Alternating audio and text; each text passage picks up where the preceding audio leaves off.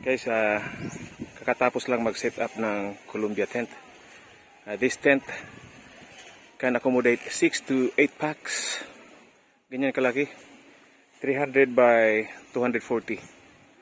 300 by 240 ang measurement niya. And we have our Coleman cooler and stacks. Okay. We have our camping chairs, armchairs. We have movie water container. Compost can accommodate 10 liters, 10 to 12.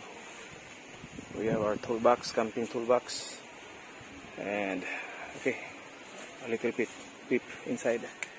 Our airbed, sofa, okay. Second time pala nagamit ito guys. Second time to use this one. The first one is in the beach, and this is the second time.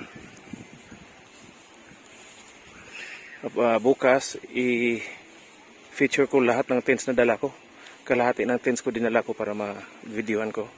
Kasi I will be disposing my tents, my village field, my pen field ako, my ang Coleman, hindi ko nadala, 3. May Tanluk ako, Thai original brand, Tanluk. I have Sinsia brand, Chinese brand but premium brand, Chinese premium brand, maganda siya. Sit up natin bukas. At saka may K2 Explorer ako, yung Adventurer nakuha na, 2 Adventurer nakuha na. K2 Explorer meron. So short video lang to guys, and look around. This is it, the campsite. Actually we can accommodate to housing accommodation, AC, pero mas prefer namin mag nature. Actually nature sana, kaya lang yung pinuntahan namin na target camping ground full, hindi kasi kami nagtumawag, nag-walk in lang kami, pero pagdating namin doon full pala.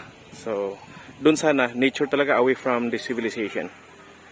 So ito yung water activities. So maligo ka, may swing, yan, may safe naman kasi may life vest la, water vest o life vest. So tambisaw tayo mamaya. Ito yung place guys. Diyan sa kabila iba namang may-ari dyan na resort.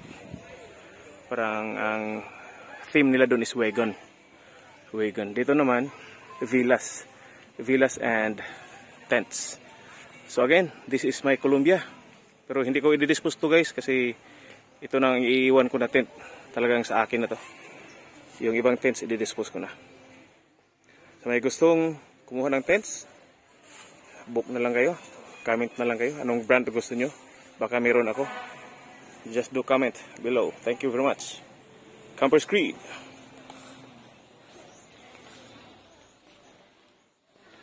Signing off.